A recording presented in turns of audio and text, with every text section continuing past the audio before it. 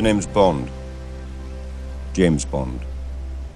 So here we are, folks. It is 007 time. We're near that time, the release date for No Time to Die, which had its royal premiere last night at the London Albert Hall. And people are saying that it's out today, but I do believe it is out tomorrow, the 30th of September. I'm pretty sure of that. I had to double check. So maybe some cinema outlets are getting it a day early, but I don't see why that would happen if we can't get it all in one go. So whatever, but now I'm curious to see the results, the reviews, so I'm just going to avoid anything spoilerific here. And by the way, if you haven't checked out my 7 Bonds in 7 minutes, yes, I actually made a video entitled exactly that. Do check it out after this one, because I had a lot of fun doing it, and it was great for me to revisit those Bond films that I love to watch again and again. But without further ado, folks, let's just get on with this. It's variety. I love variety. To me, it's like the Bible of Hollywood. Well, then there is the Hollywood Reporter, so I guess they are probably even Stevens. So first reactions to No Time to Die call this James Bond film worth the wait, and the article is by Elise Schaefer. And then you see that familiar shot of Craig from the trailer, where he's in that really cool 1964, I believe, Aston Martin with Léa Seydoux at the driver's seat. That does remind me on Her Majesty's Secret Service. It's kind of like a retreading of that for some reason. So those social media reactions tend to be more positive than reviews. Very, very true, by the way. They were all saying about Shang-Chi, and look how that turned out. One thing was clear via film Twitter. No Time to Die was delayed for nearly 2 years due to creative changes, and the COVID-19 pandemic was worth the wait.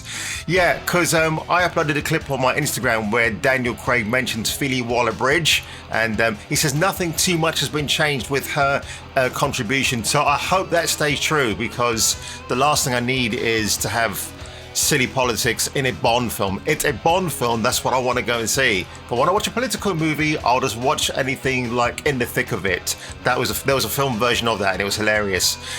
Film critic Scott Mantz, or should I say Scott Mantz, because he always shouts a lot, wrote that though he needed more time to process the film, it was certainly better than Bond films Quantum of Solace, which I liked, by the way. I liked it from a fashion point of view, and but yes, the editing of that movie, not the action sequences, ruined that film.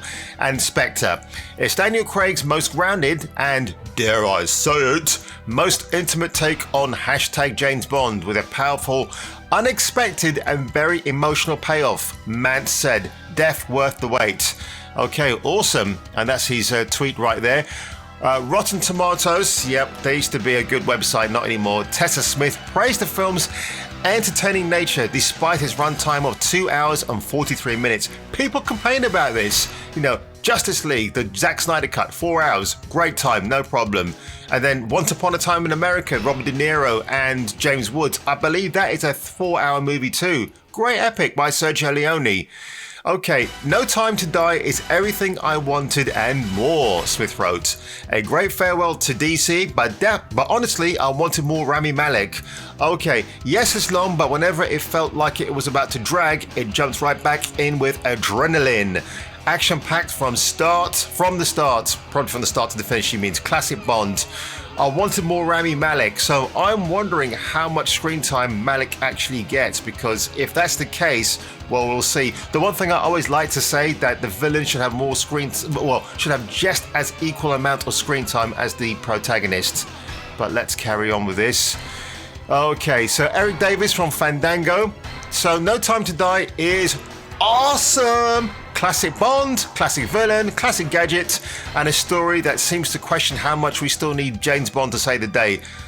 No classic Bond girls. Why doesn't he mention that? Where's the mention of Ana de Armas or the other ones? I don't get it. It's strange. Okay. Terrific writing and stunning direction from Cary Fukunaga. Loved every second. A perfect finale for Daniel Craig. Lovely. Okay.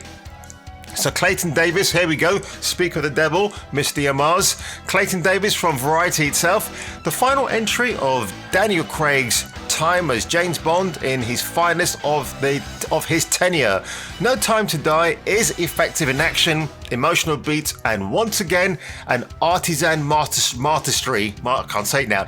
An artisan mastery helmed by Linus Sandgren, Tom Cross, and the sound team. Highly enjoyable, and I am not a typical Bond enthusiast. Okay, that's pretty good to see. That's pretty sweet. Thank you, Clayton. Matt Donnelly, Ana de Armas, hands down the best part of No Time to Die. Tragically, it's only in one sequence. What?